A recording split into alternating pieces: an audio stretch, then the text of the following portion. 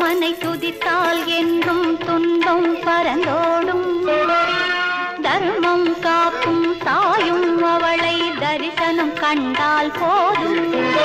துர்க்கை அம்மனை துதித்தால் என்றும் துன்பம் பறந்தோடும். தர்மம் காக்கும் தாயும் அவளை தரிசனம் கண்டால் போதும். கர்ம வினைகளும் ஓடும், சர்வ மங்களம் கூடும்.